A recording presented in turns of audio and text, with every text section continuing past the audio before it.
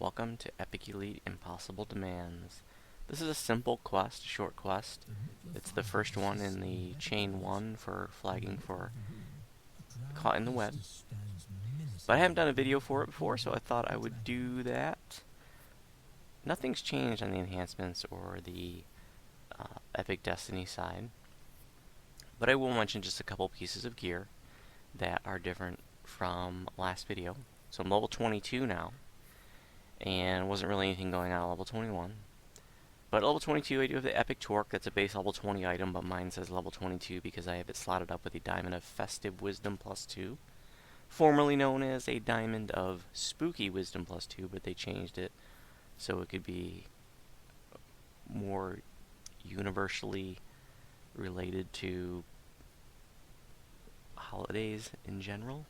I think they said something like that. This also has Spell Penetration 3 and Wizardry 6, but it's the Transform Kinetic Energy. That's the ability I love on the Torque. And I also have a different Elite Spider called Mask. So this one I have Festival Glaciation 102 crafted onto it. That's from the Midwinter Festival that comes around, January or February every year. And you can put glaciation on certain items, and you can do it on certain cosmetics, not all cosmetics, but certain ones, and it does work on the Spider Call Mask. Also works on the Ragged Rags, but not cosmetics that you make from the Mirror of Glamoring.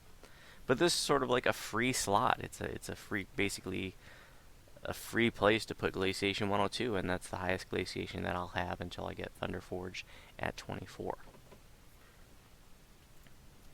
So this quest can be challenging to solo on Epic Elite when you're low Epic levels.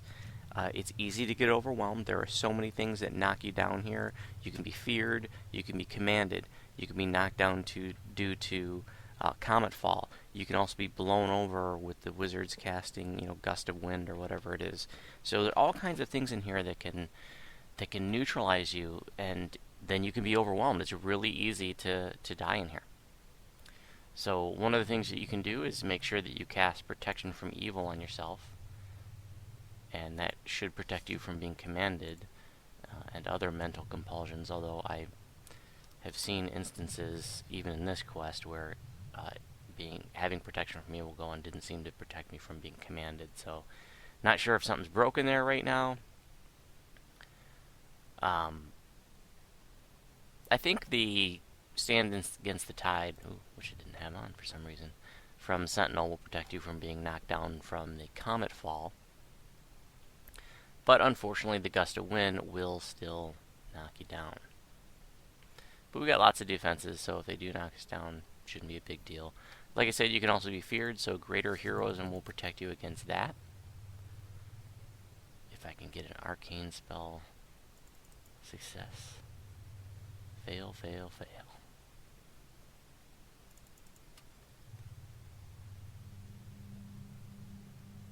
I heard it go off. Oh, it's ridiculous. 4 fails. Finally. Okay. If you are feared, you can also use the clicky from the PDK Past Life to break the fear. So even when you are feared, you can hit that and it'll break the fear. And I'm talking about the, what's it called? Oh, it's Purple Dragon Knight Stance. Or clicky thingy.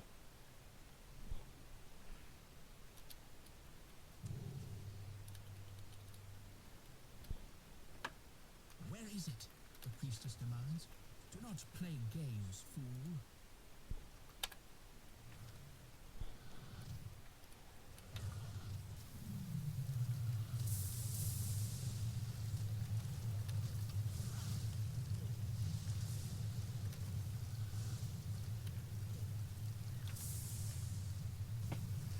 The examination window opens, so we make sure we don't overwrite our own dots. Talked about that last video, I think. You don't want to overwrite your own Creeping Colds because you're going to lose out on the big damage if you do that.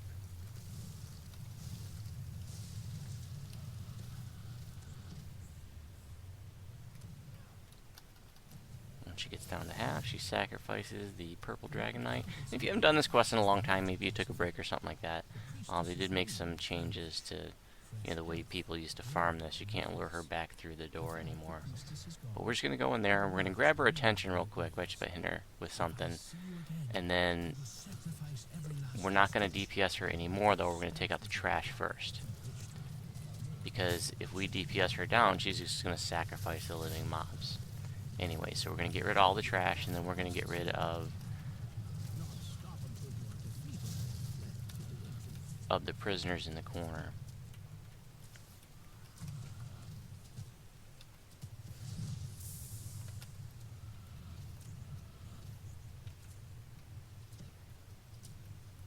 And the prisoners will be able to be freed once I get rid of all the trash. Here we go.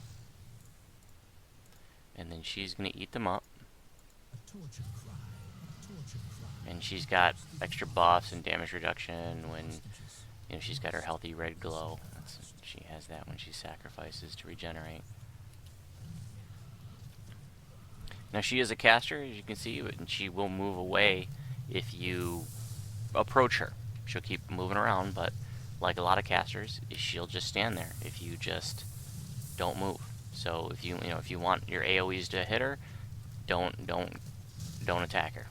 I mean, don't step up to her and try to melee her. If you're a caster, you can just cast from afar, and you can, oops, you can just trade. You can trade spells.